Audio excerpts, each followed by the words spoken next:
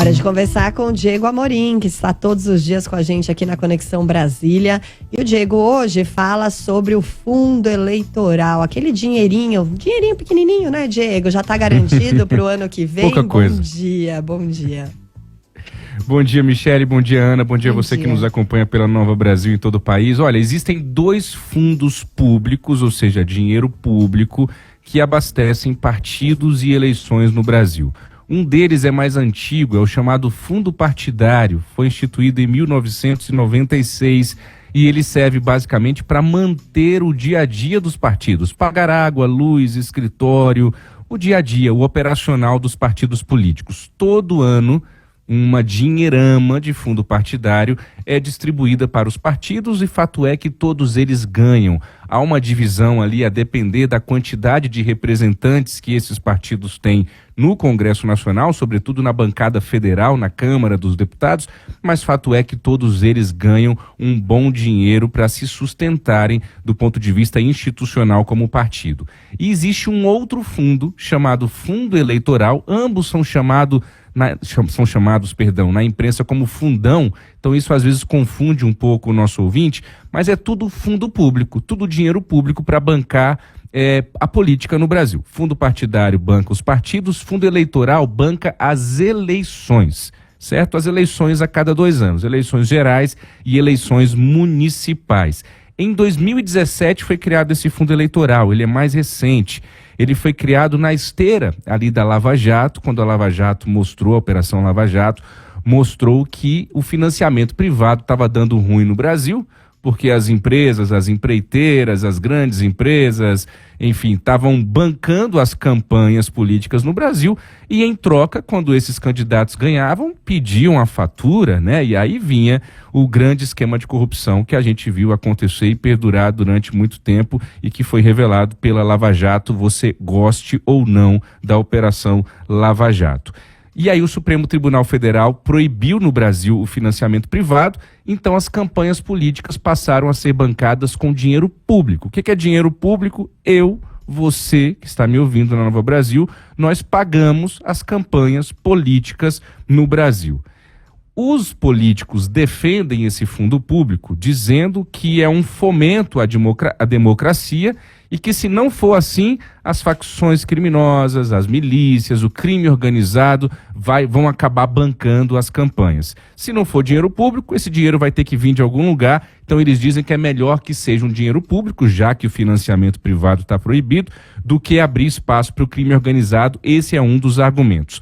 O senador Ângelo Coronel, do PSD da Bahia, ontem me disse o seguinte: Diego, sou favorável ao fundo eleitoral, porque é impossível fazer campanhas sem recursos e já que está proibido o privado, é isso mesmo. Sou favorável como acontece nos Estados Unidos, quando o financiamento privado, as empresas que financiam as campanhas. Mas aqui no Brasil não deu certo, então me perdoe o clichê, aquela velha história, Michele, se ficar o bicho pega e se correr o bicho come. Se é financiamento privado, dá problema no Brasil. Se é financiamento público, eles metem a faca, para usar um termo bem informal, porque sabe quanto que eles estão querendo de fundo eleitoral para o ano que vem, para as eleições municipais? Uma bagatelazinha de 5 bilhões de reais. O que são 5 bilhões de reais? Eu não sei mensurar. Não sei se você ouvinte que é bilionário, que está me ouvindo agora, sabe. 5 bilhões de reais. 5 bilhões de reais é o tamanho de tudo que está bloqueado, de bloqueio nos ministérios por conta da dificuldade de arrecadação do governo nesse primeiro ano do terceiro governo Lula. Esse dinheiro é a soma do orçamento de vários ministérios aqui em Brasília. É dinheiro para dedéu. Em relação às eleições municipais últimas, em 2020, vai ser um aumento de 150%, porque em 2020 foram 2 bilhões de reais. Agora eles querem 5 bilhões de reais. No ano passado, que foram eleições gerais, que são muito mais complexas, que envolvem muito mais gente, foi de 4,9 bilhões de reais. Ou seja, é muito dinheiro. O senador Hamilton Mourão me disse que também considera esse valor muito alto. Ontem, numa conversa que eu tive com ele que é do Republicanos do Rio Grande do Sul, ex-vice-presidente da República. E aí alguns pontos são interessantes para a gente analisar melhor essa história, Michele. O primeiro eles decidem quanto eles vão gastar nas eleições.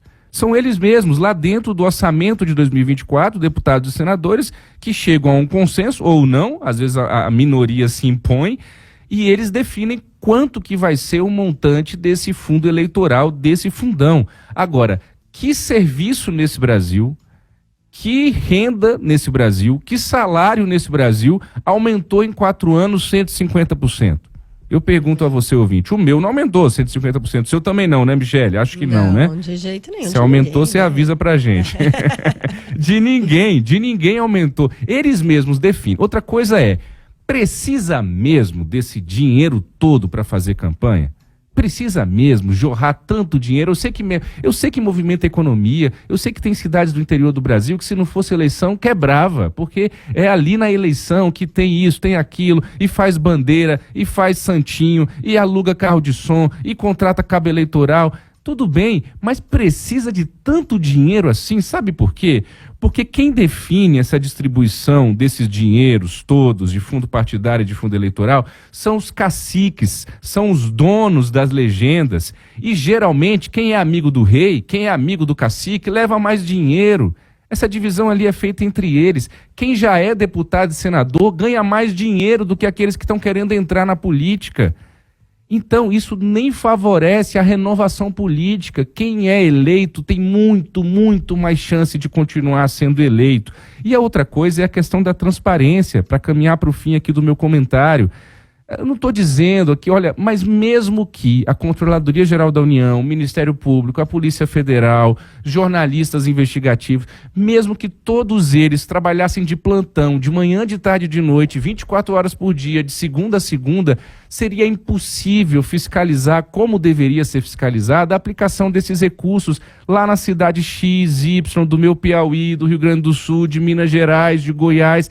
Esse dinheiro vai e muitas vezes é usado por uma empresa que foi criada 2 meses antes da eleição, que quando você vai ver é primo do parente, do irmão, da cunhada, do conhecido, do candidato a prefeito. E é muito difícil fazer a fiscalização desses recursos, por melhores que sejam os técnicos da CGU e de todo o aparato fiscalizatório que a gente tem no Brasil. O Rodrigo Pacheco, presidente do Senado e presidente do Congresso, disse ainda o seguinte, Michele, que defender um fundo eleitoral de 5 bilhões de reais no momento em que a arrecadação está super difícil no Brasil é um absurdo. E aí daqui a pouquinho eles vão estar falando de déficit zero, de meta fiscal zero, que é o quê? É gastar o que se ganha.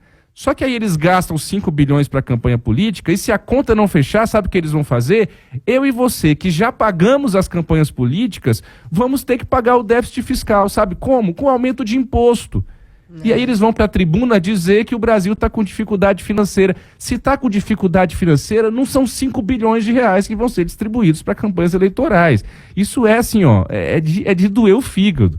O Gil Castelo Branco, que é economista da ONG Contas Abertas, um homem queridíssimo, um homem público que merece todas as homenagens do Brasil, que ele trabalha com isso há anos, ele gravou um áudio especialmente aqui para o nosso ouvinte da Nova Brasil FM, que a gente vai ouvir agora para finalizar esse assunto, por gentileza.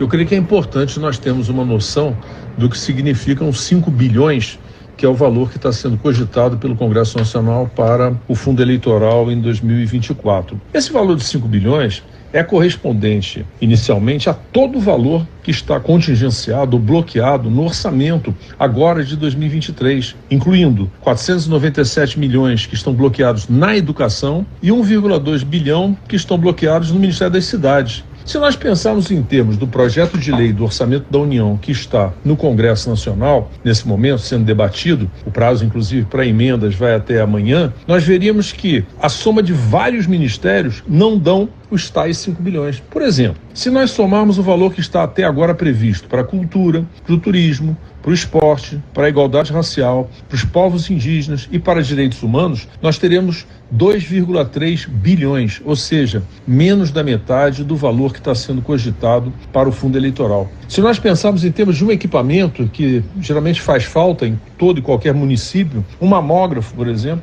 com 5 bilhões nós podíamos comprar cerca de 450 mamógrafos. Então eu acho naturalmente que esses 5 bilhões, eles são mais ou menos uma espécie daquela história do bode na sala, né? O Congresso fala em 5 bilhões, depois aprova um valor menor e a sociedade, de maneira geral, que reclamou dos 5 bilhões, acaba achando que foi aprovado um valor menor, que o Congresso foi razoável. Então eu acho que é isso que vai acontecer, porque 5 bilhões é um absurdo.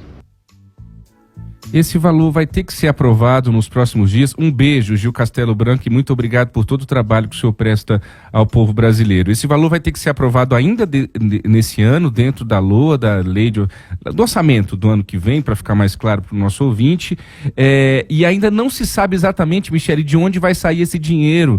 Sugeriram tirar dinheiro do PAC para isso, aí o relator já disse que não vai tirar. Enfim, ainda não sabe nem de onde vão tirar o dinheiro, mas vão achar um lugar para tirar esse dinheiro e garantir a campanha dos excelentíssimos e das excelentíssimas candidatos e candidatas no ano que vem. Michele, volto com você. Para isso sempre acham. Obrigada, é importante mesmo, não só a reflexão como a indignação, porque cabe a todos nós, né, formarmos a nossa consciência crítica para cobrar também as autoridades a respeito disso, e hoje a gente tem muitos meios de fazer isso. Obrigada, Diego, por hoje. Até amanhã. Até amanhã, Michele.